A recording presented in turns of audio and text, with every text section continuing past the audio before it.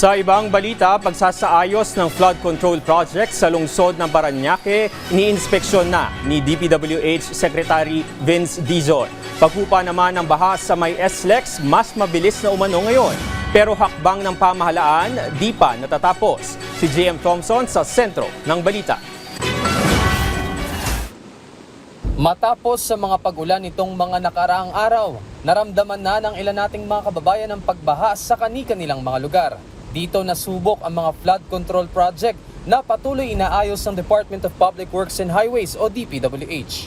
Ngayong araw muling nag-inspeksyon si DPWH Secretary Vince Dizon sa pagsasaayos ng flood control project sa lungsod ng Parañaque.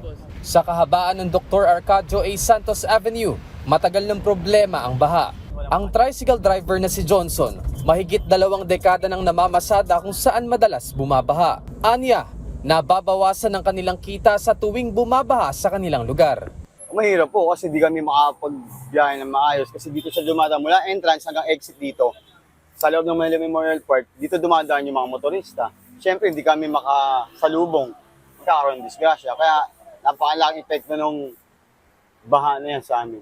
Inaabot din aniya ng kalahating araw ang pagbaba ng baha, lalo na kapag malakas ang pag-ulan. Naabutan din ni Teresita Abedanyo na binabaha ang kalsada kung saan sila nag-aayos ng mga basura. Kwento niya, inaabot ng bewang ang baha kaya nahihirapan silang mangolekta ng mga basura. Pero dahil naayos na ang drainage sa lugar, So ngayon, na 2026, wala na pong baha.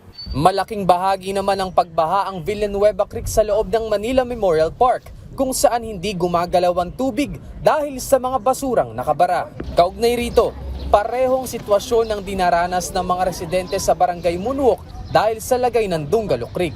Ayon sa mga residente, inaabot ng lagpas tao ang baha kaya wala silang magawa kundi masanay na lang. Ayon naman kay Secretary Dizon, maliit ang budget ngayon para sa flood control project. Pero hindi naman ibig sabihin nun na wala na lang tayong gagawin. Hindi pwede. No, kasi grabe yung hirap ng mga kababayan natin dito. Dagdag pa ni Parañaque District 2 Congressman Brian Yamsuan, kailangan din ng pakikipagtulungan ng mga residente para tuluyang masugpo ang suliranin sa baha. Disiplina sa tao, proyekto na tama, and at the same time, yung pagpapaalala lagi sa ating mga kababayan, yung mga dapat gawain. Pag walang nakatingin, wag ka na magtapon ng basura.